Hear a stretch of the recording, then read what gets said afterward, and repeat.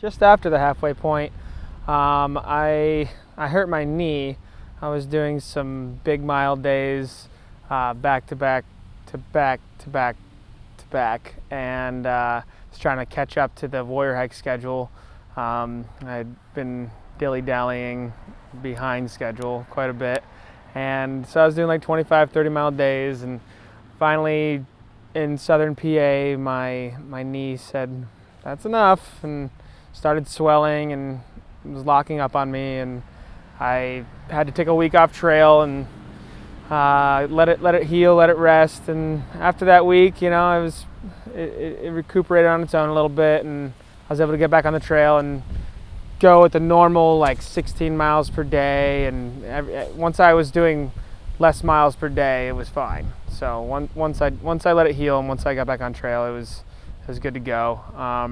But other than that, I've been enjoying the trail. I've been enjoying the trail the whole time. But once we got into New England, things really started getting awesome. The views and we're getting better and better, because when you're in the Mid-Atlantic states, there's not really a whole lot to take in view-wise. It's more or less just trudging through until you get to the New England and Vermont, New Hampshire. The whites were spectacular. I had the best weather in the whites, barring my summit day on Washington, which was a little clouded in, but we got some views from there, and it was pretty great. I think Maine's been the most challenging part of the second half of the hike, and ironically, it's also the end of the hike, but that was a butt kicker when you first get into Maine.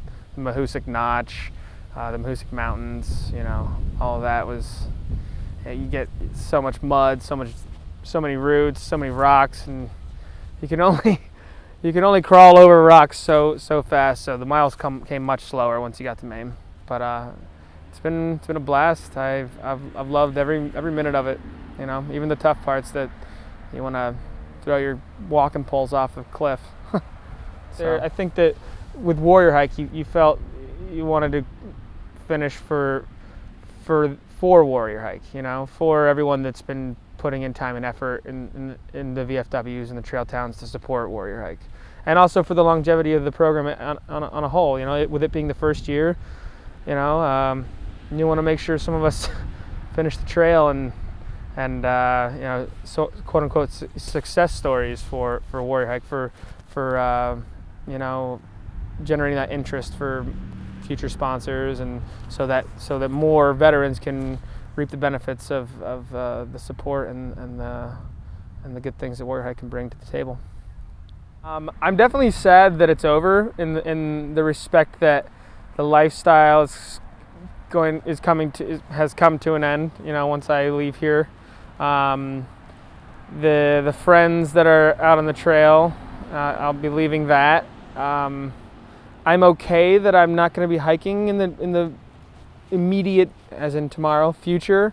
I'm okay with that part of it. My body could use some recuperation, but I'll miss the lifestyle, I'll miss the culture, and I'll miss the community and the people, and I'll miss the views. I'll miss waking up in a tent, waking up in a shelter, and not having to not having to go to a job in the morning.